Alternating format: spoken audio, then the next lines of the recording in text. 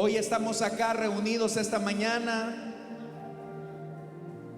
para darte a ti las gracias, para darte a ti el honor, para darte a ti la honra, Señor. Gracias. Gracias por todo lo que hiciste, Señor, en la cruz. No podríamos callar todo lo que has hecho. Te alabamos y te bendecimos. A ti la gloria, Señor, y la honra y la alabanza. Amén y amén. Damos fuerte esa ofrenda de palmas a nuestro Dios, hermanos. Gloria a Dios. Les invito, hermanos y hermanas, a ponerse en pie. Vamos a abrir la Biblia en el Evangelio de Lucas. Evangelio de Lucas, capítulo 18. Y vamos a leer a partir del versículo 18 en adelante. Si lo tienen, dicen amén, hermanos.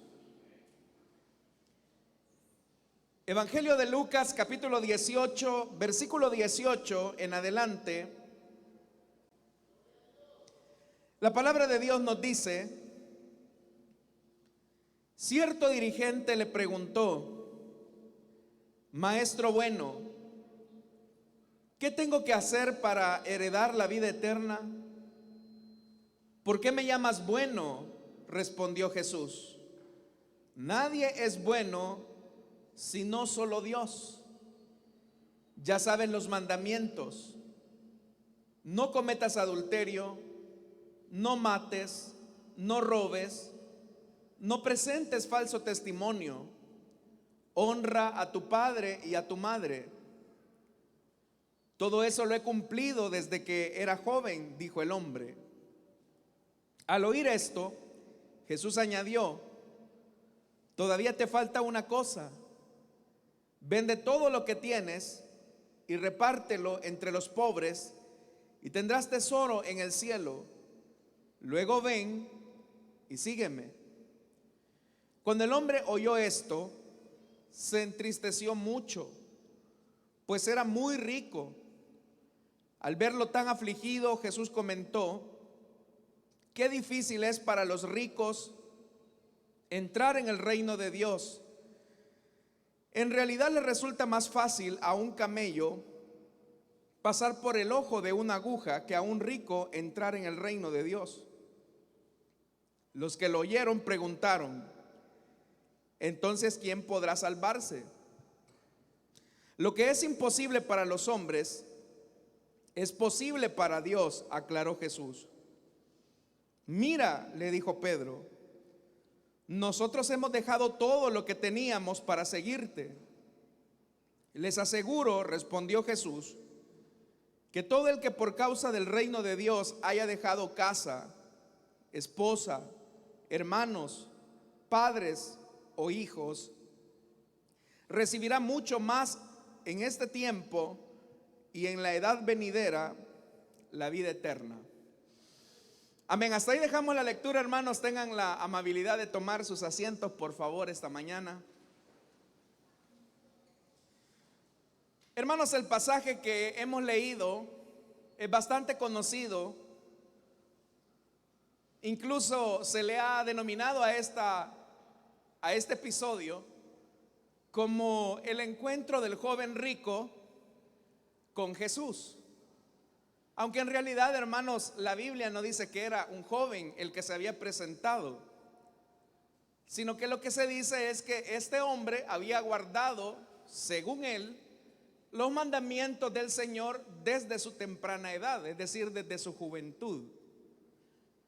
Y al hablar acerca, hermanos, de la juventud, él básicamente se estaba refiriendo a que desde la edad de los 13 años, cuando él dejó de ser niño para convertirse en adulto, en una de las celebraciones judías conocidas como el Bar Mitzvah, que es el momento en el que un varoncito deja la infancia para asumir la responsabilidad frente a la Torá o frente a la ley de Moisés, y a partir de ese momento comenzar a ser él el único con responsabilidad frente a Dios en cuanto a las exigencias que él demanda en la Torá o en la palabra de Dios. A eso es que él se refiere cuando dice: desde muy joven he guardado los mandamientos del Señor. Pero hermanos y hermanas, antes de entrar específicamente en ese relato, en ese diálogo, quiero llamar su atención a lo que dice el versículo 18, cuando dice: cierto dirigente le preguntó. Llama la atención que quien se acerca a Jesús no es cualquier hombre, es una persona que no solo tiene conocimiento de la Torá, lo cual era una de las normas y de los requisitos de todo judío, sino que el que se le acerca a Jesús es un dirigente judío. No sabemos, hermanos y hermanas, a qué se refiere el Evangelio cuando específicamente llama dirigente a este hombre, porque dirigente podía ser alguien que estuviera encargado de una sinagoga, dirigente podía ser alguien que pertenecía al Sanedrín, o dirigente podría ser incluso alguien que se dedicaba o era parte de la secta de los fariseos. No lo sabemos. El hecho es que este no era un judío cualquiera, era alguien que no solamente conocía la Torá, sino que también enseñaba la Torá, enseñaba la Escritura.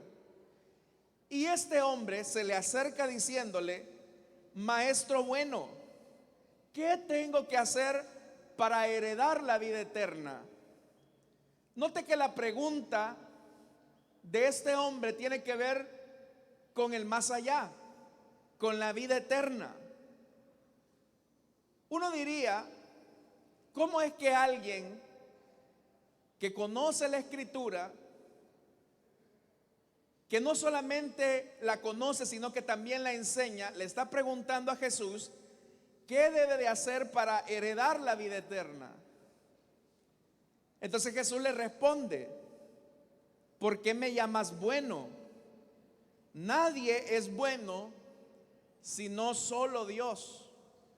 Cuando Jesús acá, hermanos, está diciendo ¿por qué me llamas bueno? No es que Él esté negando que Él sea bueno, sino que lo que está afirmando es que el conocimiento que tiene este dirigente acerca de Jesús solo se limita al hecho de que lo está viendo como un maestro nada más. Y cuando habla de maestro bueno, en realidad se está refiriendo no tanto a la persona de Jesús, sino a su enseñanza. Entonces vea, el dirigente se está refiriendo a él como: tú tienes buena enseñanza, y porque tú tienes buena enseñanza, yo quiero saber cuál es tu punto de vista para heredar la vida eterna. Entonces vea que la apreciación que se está teniendo de Jesús, aunque es buena, no es lo suficientemente profunda o correcta para tener una relación con Él. Pero ahora Jesús le va a abrir el camino a este dirigente para que en realidad conozca a la persona de Jesús. Y por eso es que dice que respondió Jesús: nadie es bueno sino solo Dios. Es decir, toda enseñanza buena es verdad que tiene como origen a Dios, pero lo que auténticamente certifica la excelencia de una enseñanza no es tanto el hecho, hermanos y hermanas, de la profundidad de esa enseñanza, sino el efecto de que esa enseñanza cobre vida en quien la oye. Por eso es que el verso 20 dice: ya sabes los mandamientos. Quiero que usted note eso, tú ya los conoces. No hay nada bueno o no hay nada extraordinario en lo que yo te pueda decir. Tú ya lo sabes. Pero es ahí, hermanos y hermanas, donde resulta interesante que para tener una relación auténtica con el Señor, no es suficiente solamente tener conocimiento de ciertas cosas que son verdad. El Señor le dice, ya sabes los mandamientos: no cometas adulterio, no mates, no robes, no presentes falso testimonio, honra a tu padre y a tu madre. Y él rápidamente dice, bueno, en realidad todo esto yo lo he cumplido desde que era joven, es decir, desde el Bar Mitzvah, desde que yo tengo 13 años, yo vengo cumpliendo cada uno de los preceptos de la ley mosaica. Pero a pesar de que él conocía la ley de Dios, él no se siente satisfecho. Él no tiene la seguridad de la vida eterna, que es por lo que se ha acercado a Jesús a preguntarle. Entonces dice el versículo 22: al oír esto, Jesús añadió, todavía te falta una cosa. Vende todo lo que tienes y repártelo entre los pobres y tendrás tesoro en el cielo. Luego ven y sígueme. En la respuesta de Jesús, claramente, hermanos y hermanas, hay un descubrimiento de una verdad muy profunda. Y esa verdad profunda es lo que podríamos llamar el costo del discipulado, el costo de ser discípulo de Jesús. ¿Cuál es la diferencia entre un discípulo de Jesús y un creyente? Que son dos cosas diferentes. Alguien puede creer algo y puede ser que lo que crea es la verdad, pero que crea una cosa no significa que esa verdad que mentalmente tiene en su cabeza le dé a él la garantía de ser discípulo de Jesús. Usted puede tener la información correcta, usted puede tener, hermano, todo el conocimiento de la palabra que quiera, puede tener un acercamiento doctrinal adecuado de la Biblia, pero a pesar de que todo ese conocimiento pueda ser verdadero, eso no necesariamente implica que usted sea discípulo de Jesús. Y por lo tanto, si usted no es discípulo de Jesús, no podrá heredar la vida eterna. Entonces las personas pueden tener ideas correctas del Evangelio. Las personas pueden tener ideas correctas acerca de Jesús, pero eso no es ninguna garantía que nosotros seamos discípulos de Jesús. Y si no somos discípulos de Jesús, por lo tanto nosotros no tenemos tampoco la seguridad de la vida eterna. Por eso, hermanos y hermanas, es que Jesús le dijo, mira, si el conocimiento que tú tienes almacenado en la cabeza no se traduce en un discipulado, si tú no te conviertes en mi discípulo, te digo que tu conocimiento por sí solo no te podrá salvar. Por eso es que en ese versículo, hermanos y hermanas, el desafío es que la palabra que tiene almacenada en la mente se convierta en una realidad y en una práctica diaria en la vida de este hombre. Por eso es que le dice, te falta una cosa. Vende todo lo que tienes, repártelo entre los pobres y tendrás tesoro en el cielo. Note que aquí hay verbos, hermanos y hermanas, donde se está hablando de una acción inmediata. Se está describiendo acciones que se deben de ejecutar ya. Jesús no le está diciendo si quiere. Jesús le está diciendo, vende, es una orden. Lo otro que le dice, repártelo. Lo otro que le dice es, ven. Y lo último es, sígueme. Todos estos verbos están hablando de una orden. Jesús no le está preguntando si quiere, si le parece. Jesús no le está preguntando si está de acuerdo, sino que Jesús, como el dador de la vida, le está exigiendo, le está ordenando: haz esto. Y note, hermanos y hermanas, que Jesús es muy meticuloso para demostrarle la realidad a este dirigente religioso. Oiga, es que no era cualquier persona.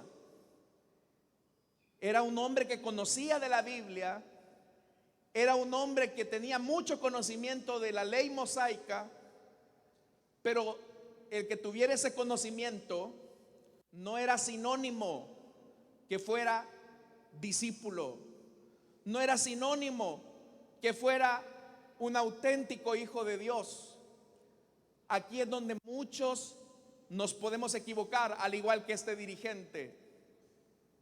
Nosotros, ya le dije, podemos almacenar mucho conocimiento y el conocimiento es bueno. Pero si ese conocimiento no se traduce en acciones que demuestren mi seguimiento a Jesús, corremos el peligro de estarnos engañando pensando que vamos al cielo, que somos discípulos de Jesús, cuando en realidad nuestras acciones están demostrando otra cosa. Usted puede pensar que el evangelio es la verdad, usted puede tener un concepto adecuado de quién es Jesús, pero eso no es sinónimo que usted sea discípulo de Jesús. Acá entonces, hermanos y hermanas, hay una gran diferencia. La diferencia entre ser creyentes y ser discípulos. Las iglesias están llenas de creyentes, gente que cree en cosas que son verdad. Pero el ser discípulo es alguien que tiene la creencia correcta, pero que también vive la vida de forma correcta, que son dos cosas diferentes. Hace algunos días, platicando con un hermano, él me decía de una persona que tenía años de estar aquí en la iglesia, había sido hasta servidora, pero resulta ser que en su comunidad ella tenía un testimonio muy deplorable.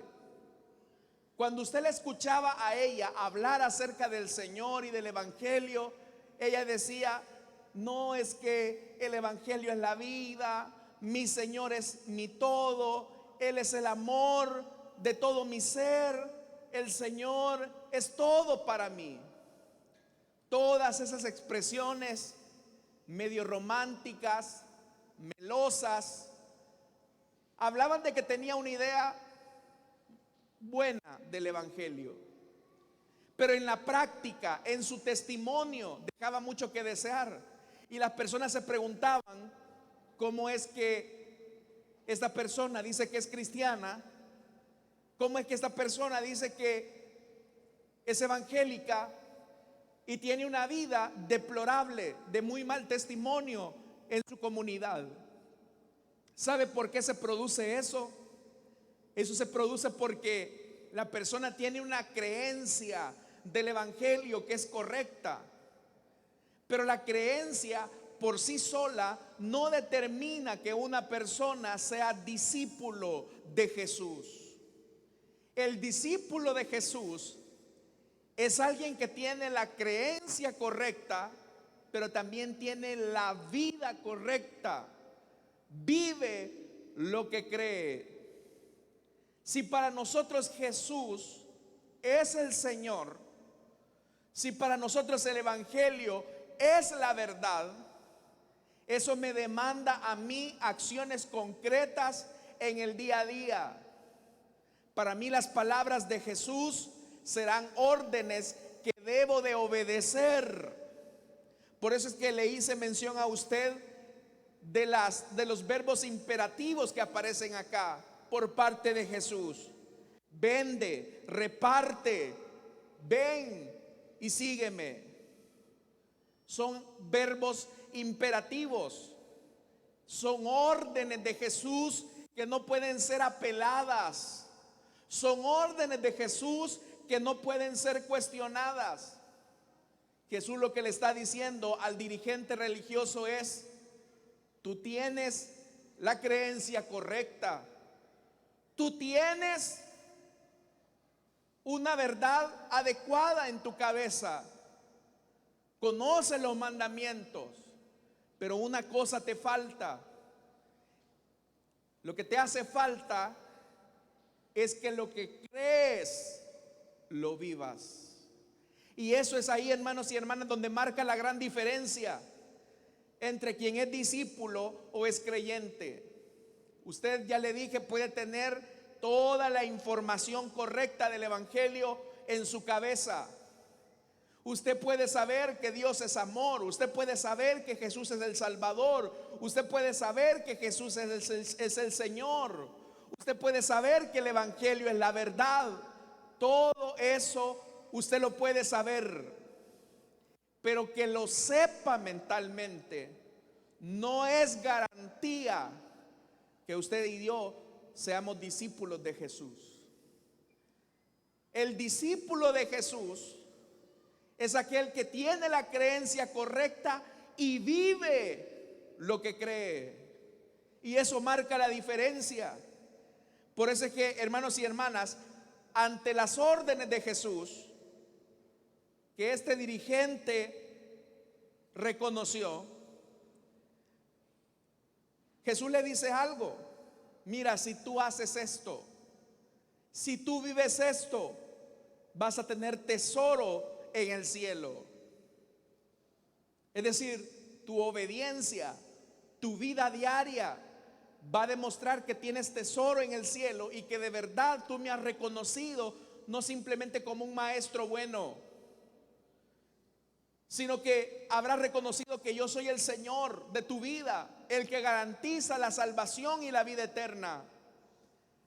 Por eso, hermanos y hermanas, dice el versículo 23, oiga esto, cuando el hombre oyó, se entristeció mucho, pues era muy rico. ¿Cómo es que las palabras, oiga, cómo es que este hombre había dicho: sé que tienes una enseñanza buena, Jesús, y sé que eres un maestro bueno?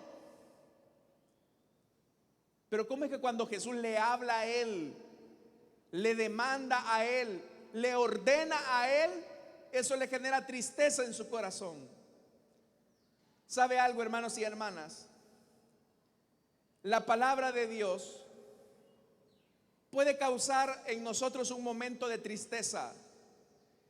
Y la Biblia dice que la tristeza, según Dios, es para arrepentimiento.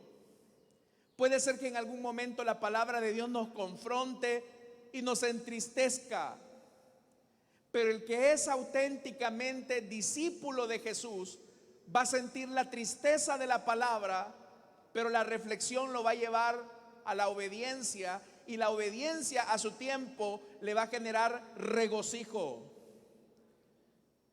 Pero aquel que solamente es creyente sabrá que Dios tiene una exigencia, una demanda hacia él, y se va a sentir triste. Y esa tristeza se va a prolongar porque no hubo un cambio, no hubo un arrepentimiento. Nosotros, hermanos y hermanas, podemos correr ese enorme peligro. El peligro de escuchar la palabra y saber que Dios nos está hablando y saber que Dios nos está pidiendo que hagamos algo. Y puede ser que lo que nos está pidiendo es bastante grueso. Puede ser que lo que Dios nos está exigiendo sea algo que nos incomoda. Pero al obedecer a Dios, aún ante aquello que nos incomoda, vamos a sentir al final la satisfacción de haber obedecido aquello que no queríamos, porque eso es lo que agrada a Dios. Dicen amén, hermanos. Esto es, hermanos y hermanas, como esto: Todos acá sabemos que Jesús dijo que hay que amar al enemigo. Todos acá sabemos que Jesús dijo que si nos golpean en una mejilla, pongamos la otra. Pero que lo sepamos no garantiza que seamos discípulos de Jesús. La evidencia de nuestro discipulado será que eso que sepamos lo vivamos cuando haya alguien que nos ofenda a nosotros, cuando haya alguien que nos lastime a nosotros, y que aún así nosotros tengamos la capacidad de que, aunque la palabra de Dios nos entristece al decirnos ama a tu enemigo, pon la otra mejilla, y puede ser que la palabra nos entristece, puede ser incluso que la palabra nos incomode, y puede ser que ahí, hermanos y hermanas, tengamos dos caminos: el camino de yo no lo voy a hacer. Ese es un camino. Ese es un camino que va a certificar que sí, eres buen creyente, crees lo correcto, sabes que Dios te dice que debes de amar a tu enemigo, poner la otra mejilla, lo sabes. Pero que tú lo sepas mentalmente no garantiza que eres discípulo de Jesús, porque cuando la palabra te confronta para que tú vivas lo que ya sabes, te puede generar tristeza, pero aún sintiéndote triste, lo vas a obedecer. Si lo obedeces, esa es la garantía, es el certificado de que tú eres discípulo de Jesús. Entonces vea, frente a la palabra tenemos dos caminos: el camino de saber las cosas, y eso es lo que causa, hermanos y hermanas, sorpresa a la gente, porque la gente dice: mire, yo no entiendo cómo es que él dice que es evangélico y hace esto. Yo no entiendo cómo es que él va a la iglesia, tiene privilegios, pero hace esto. Claro, tiene conocimientos del evangelio, tiene conocimientos de Dios, pero que sepamos algo no garantiza, no significa que seamos discípulos de Jesús. Hermanos y hermanas, es acá entonces donde nos encontramos frente a este desafío. La palabra de Dios nos puede entristecer en algunas ocasiones, especialmente cuando nos interpela a que hagamos cosas que a nosotros no nos gustan. Pero el que es discípulo de Jesús lo hará. El que es discípulo de Jesús va a obedecer. El que es simplemente creyente seguirá almacenando conocimiento bíblico, teológico, pero será una letra muerta, y ellos tendrán una actitud muerta también frente a la palabra. El versículo 24 dice: al verlo tan afligido. Oiga, sabía ahora este hombre que la palabra de Jesús tenía que ser obedecida. Jesús comentó: qué difícil es para los ricos entrar en el reino de Dios. Qué difícil. En realidad le resulta más fácil a un camello, dijo Jesús, pasar por el ojo de una aguja que a un rico entrar en el reino de Dios. Pero ¿por qué a un rico le es difícil? Porque el evangelio siempre nos va a invitar a renunciar. ¿Sabe, hermanos y hermanas? El costo del discipulado siempre exigirá renunciación. El costo del discipulado siempre implicará una renuncia continua. Ser discípulo de Jesús significará renunciar a algo siempre. Siempre vas a estar renunciando a algo. Y para los ricos todavía la exigencia es mayor, porque su renuncia implica el despojo de las riquezas.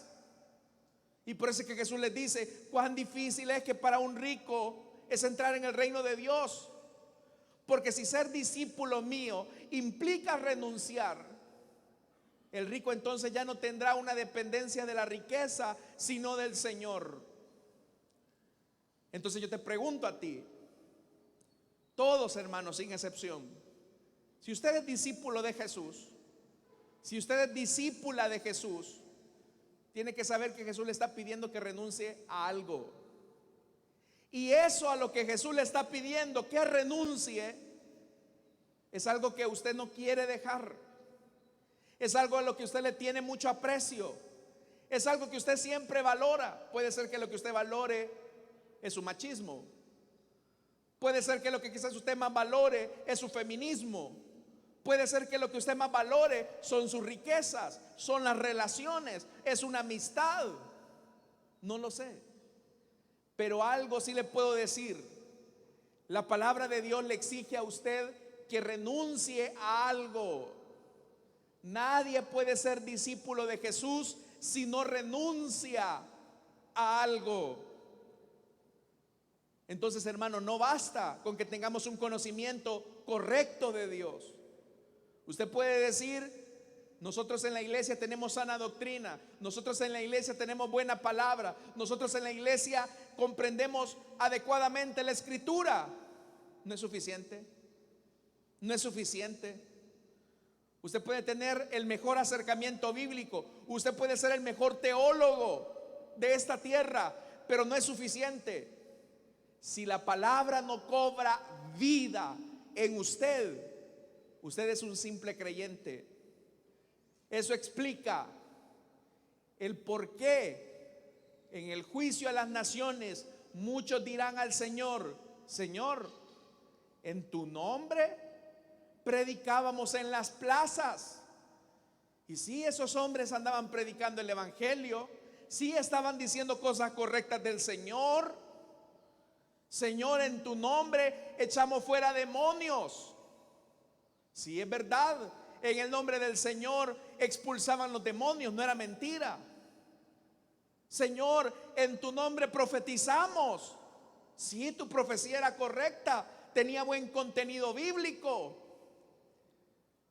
Pero todas esas cosas externas no son garantía de que auténticamente seamos discípulos de Jesús. Prueba de eso es que Jesús les dirá en aquel día: apartaos de mí, hacedores de maldad.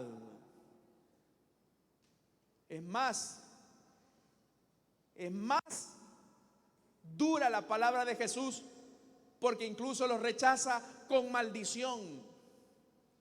Y uno se puede preguntar: pero ¿qué de malo tiene andar predicando en las plazas de que Jesús es el Señor? ¿No es acaso a eso a lo que nos envió Jesús? ¿Qué de malo tiene profetizar? ¿Sino acaso la manifestación del Espíritu es la que promueve los dones sobrenaturales? ¿Qué de malo tiene expulsar el demonio de una persona que está siendo atormentado por el maligno? ¿Qué de malo tiene eso? No, no tiene nada de malo. Tienes una creencia correcta. Pero si tú haces esas cosas sin ser auténtico discípulo de Jesús, para Jesús esa es una obra de maldad, porque no hay una coherencia entre lo que se cree y lo que se vive. Eso explica por qué hay pastores que tienen, por ejemplo, vidas de adulterio, y usted los ve que son predicadores fogosos de la palabra, y que cuando la gente los oye dice: qué bárbaro este hombre, este es un hombre de Dios. Y sí, puede ser que el mensaje sea potente, y sí puede ser que a la predicación de la palabra de este hombre los endemoniados son liberados, los enfermos son sanados. Sí, todo eso puede ser verdad. Pero si no hay una vivencia de lo que se cree, esa persona simplemente es un creyente, es un gritón, es un creyente nada más. Por eso es que el salmista dice: Señor, tú amas la verdad en lo íntimo del corazón. Oiga eso, tú amas la verdad no en la iglesia, no en tu discurso. Tú amas la verdad en lo íntimo del corazón. Hermanos y hermanas, yo aquí a todos los veo muy bien. ¿Sabe? ¿Por qué cree usted que después de la cuarentena, hoy que estamos en esto de la pandemia, pero por qué después de la cuarentena y la reapertura de las iglesias, mi idea, como yo creo que era la idea de muchos pastores, cuando las iglesias se abran, no va a caber la gente en la iglesia, tenemos que aumentar los cultos? Cuando la iglesia se abra nuevamente, la gente va a venir sedienta. Hermanos, ¿y usted conoce la realidad? ¿Qué fue lo que ocurrió? Se abrieron las iglesias y muchos ya no regresaron. ¿Por qué cree que no regresaron? Porque solamente estaban esperando la excusa perfecta para desligarse del evangelio, para desligarse de la iglesia. ¿Por qué ocurre eso? Porque esta gente, si usted habla con la gente, con estas personas que ya no están aquí en la iglesia, ellos le van a decir: no, si es que yo sé que el Señor es la verdad, yo sé que el evangelio es la verdad. Ay, mi Señor, mi Jesucito, ¡mua, mua, mua! Y toda la melosidad que usted quiera. Y si usted le pregunta: oiga, ¿y por qué renunció a ser líder? ¿Y por qué renunció a ser supervisor? ¿Y por qué ya no vino a la iglesia?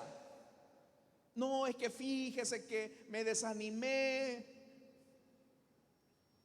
Y si usted le pregunta a esta gente: ¿y tú darías tu vida por la causa del evangelio?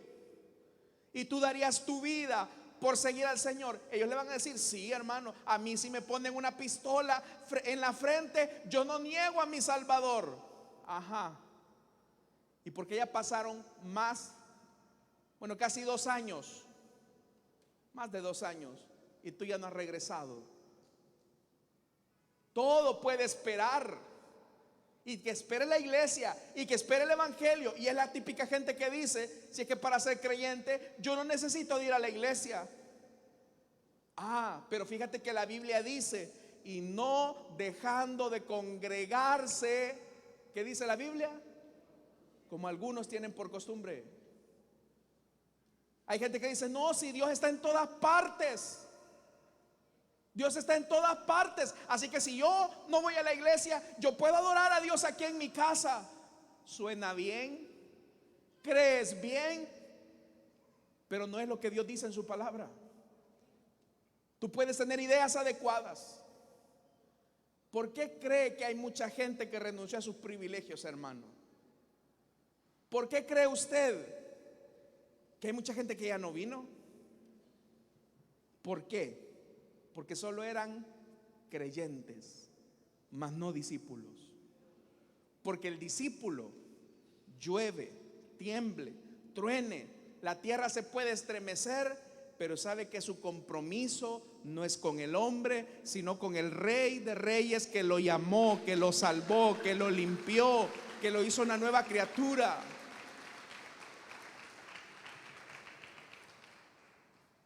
Entonces, ¿qué hace que usted esté aquí y ellos no? Hermanos, a nivel mundial,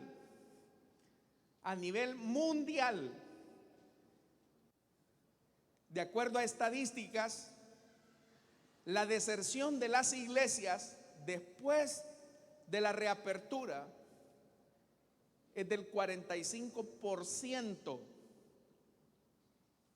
¿Se imagina? Es decir, que iglesias que por ejemplo tenían 100 miembros, 45 ya no regresaron. Entonces, y eso lo hemos visto acá también, hermanos, en esta iglesia. Gente que ya no está, gente que renunció, gente que se fue. Usted puede verlo. Pero ¿por qué ocurre eso? Porque lamentablemente las iglesias se han estado llenando de gente creyente, gente que cree bien, gente que tiene creencias correctas de la Biblia, gente que tiene la buena doctrina. Pero usted puede tener toda esa creencia correcta en su cabeza, pero si esa creencia no baja a su corazón y no se convierte en un seguimiento de Jesús, usted se puede estar engañando acá. Usted se puede estar engañando acá. Por eso, hermanos y hermanas, Jesús les dice más adelante, bueno, dice el verso 26, los que lo oyeron preguntaron, entonces, ¿quién podrá salvarse? Y Jesús les dice, lo que es imposible para los hombres es posible para Dios, aclaró Jesús. Oiga, dice el verso 29, en otro evangelio dice que fue Jesús Pedro el que le preguntó a Jesús o habló con Jesús. Les aseguro, respondió Jesús, que todo el que por causa del reino de Dios haya dejado casa, esposa, hermanos, padres o hijos, recibirá mucho más en este tiempo y en la edad venidera. En el evangelio de Mateo es Pedro el que le dice, Señor, nosotros hemos dejado todo por seguirte. Y era verdad cuando Jesús se atravesó en la vida de Pedro y de los otros discípulos, y él les dijo lo mismo que le dijo a este dirigente religioso. Ellos dejaron las redes, dice la Biblia. Al instante dejaron las redes y siguieron a Jesús. Por eso es que para Pedro la palabra de Jesús no simplemente fue un concepto. ¿Qué significará seguimiento? ¿Qué significará esa palabra exegéticamente, seguir al Señor? Seguimiento tiene esta variación. Para Pedro no era simplemente un concepto, para Pedro fue una vivencia. Entonces, hermanos y hermanas, la pregunta esta mañana es, ¿usted qué es? ¿Un creyente o un discípulo? ¿Qué es usted? ¿Es un creyente o es un discípulo? Usted puede creer lo correcto del evangelio, usted puede creer lo correcto de la doctrina, usted puede creer lo correcto de quién es Jesús, pero eso no es garantía de que usted sea conocido por Dios.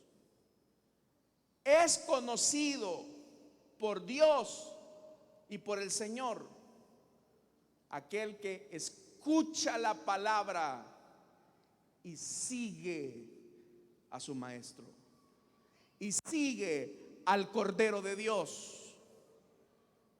Entonces esto implica, hermanos y hermanas, seguimiento. Así que si Dios te ha pedido algo, yo no sé qué es lo que Dios te ha ordenado a ti que arregles en tu vida, pero eso que te ha ordenado es la exigencia de Jesús, que te dice, ven y sígueme. Era incómodo que este dirigente dejara sus riquezas, era incómodo, pero el tesoro que iba a tener en la vida venidera iba a ser mayor que todas las riquezas que aquí se le pudrieron ya. Esa riqueza que ese hombre tiene, hermanos, o tuvo, se pudrieron por completo y no le apostó a lo que de verdad valía la pena, que era el reino venidero del Señor. Así que, hermanos, termino con esto. La pregunta esta mañana es esta: ¿soy un creyente o soy un discípulo? Usted puede decir, no, yo creo la verdad del evangelio. Qué bien, hermano. ¿Vives esa verdad? Tú sabes que el Señor te llama a vivir en integridad. Qué bien que lo sepas. ¿Vives en integridad? ¿Vives la palabra? ¿O simplemente tienes buenos conceptos? Te hacemos un examen de doctrina, lo pasas con 10, pero eso no es garantía de que tú seas discípulo. En aquel día me dirán, Señor, Señor. Muchos llegarán en aquel día diciendo, Señor, Señor, en tu nombre hicimos esto o aquello. Y Jesús tendrá que decirles, apártense de mí, hacedores de maldad, no los conozco.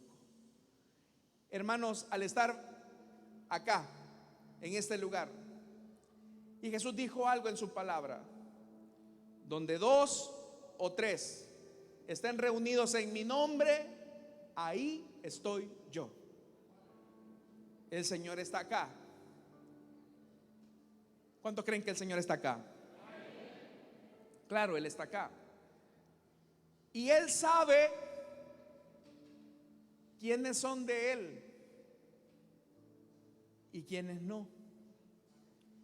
Jesús dijo algo: mis ovejas oyen mi voz.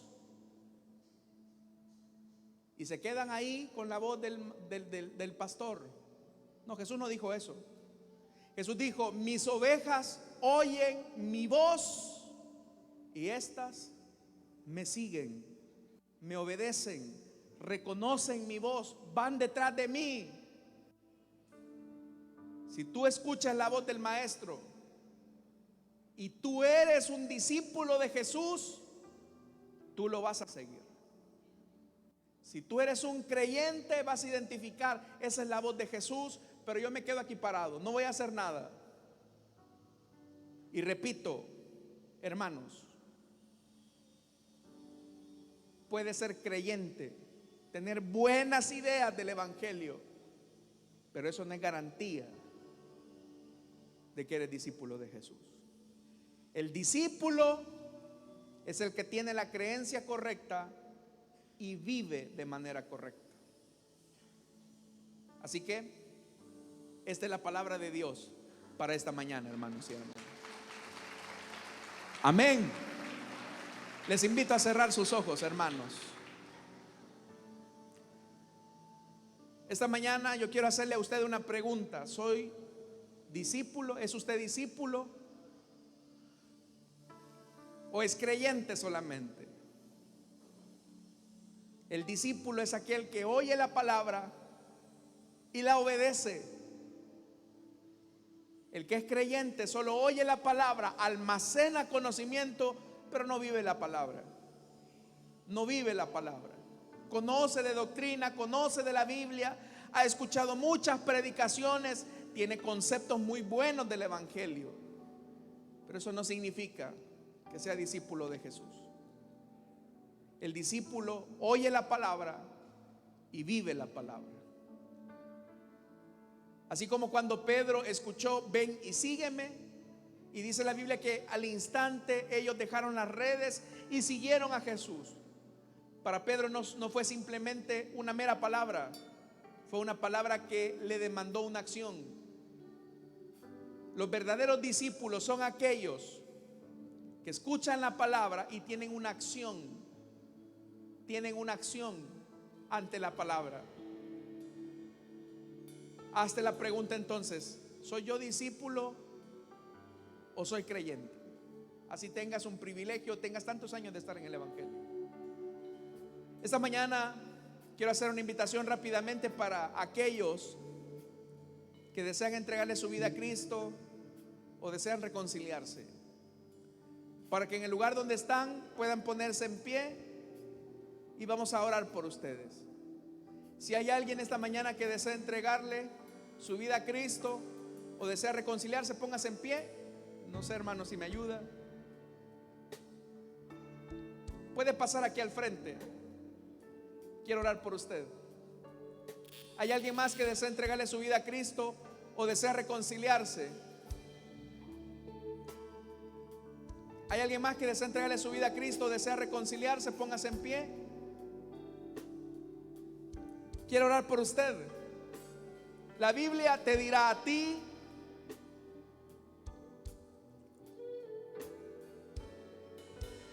¿vives la palabra o solo almacenas la palabra en la cabeza? Pero eso no es garantía. ¿Hay alguien más? Si no, voy a orar por esta vida, hermanos.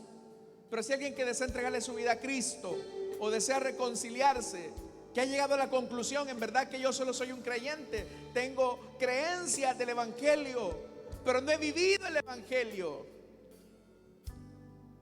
La palabra me ha entristecido porque me ha pedido que haga cosas que yo no quiero, y no las quieres hacer porque en ti hay una rebelión a esa palabra. Pero si tú eres discípulo, discípula de Jesús, con todo el peso de la palabra, terminarás obedeciendo al Señor, como lo dijo el profeta: con lazos de amor me atraerás a ti. Me sedujiste, Señor, porque el que es discípulo es seducido por la palabra.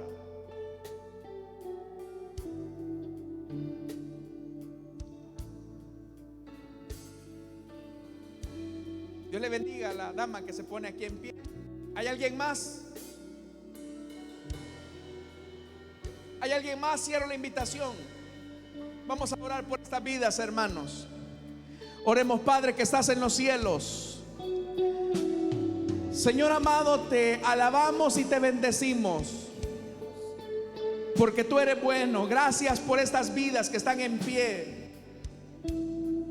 Queremos pedirte, Señor, que tú les perdones, lave sus pecados, dale vida nueva, Señor, y que a partir de este momento puedan tener una experiencia real contigo. Es nuestra petición. Pongámonos en pie, hermanos, y digámosle este canto al Señor.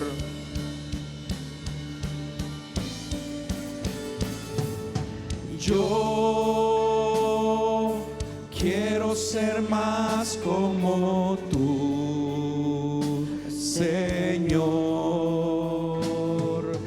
Yo quiero ser más como tú, Señor. Yo quiero ser alguien que tú puedas usar. Yo quiero ser más como tú. Una vez más, hermanos. Yo quiero ser más como tú, Señor. Yo quiero ser más como tú, Señor.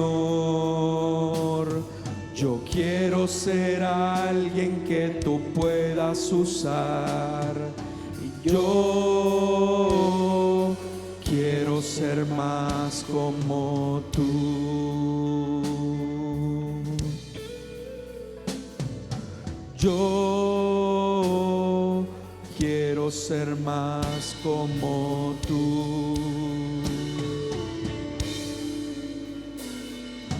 Yo quiero ser más como tú.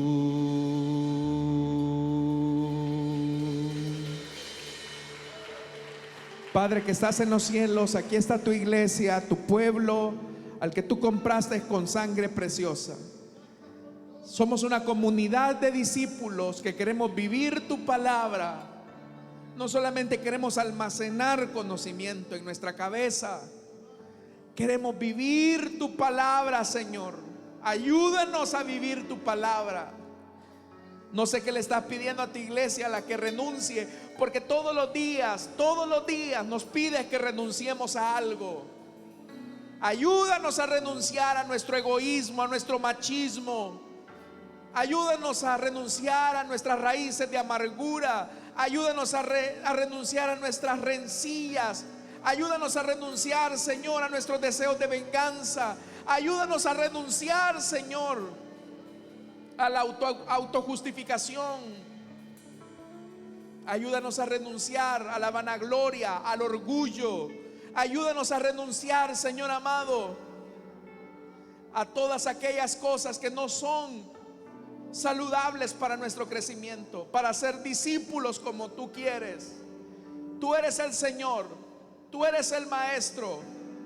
Nosotros somos tus ovejas y queremos seguir tus pisadas, Señor. Oramos también por nuestras ofrendas y nuestros diezmos. No te damos, Señor, de lo que nos sobra, sino de lo mucho que tú nos das. Con gratitud y generosidad te devolvemos a ti en Cristo Jesús. Amén y amén. Pueden sentarse, hermanos, y nosotros cantamos al Señor.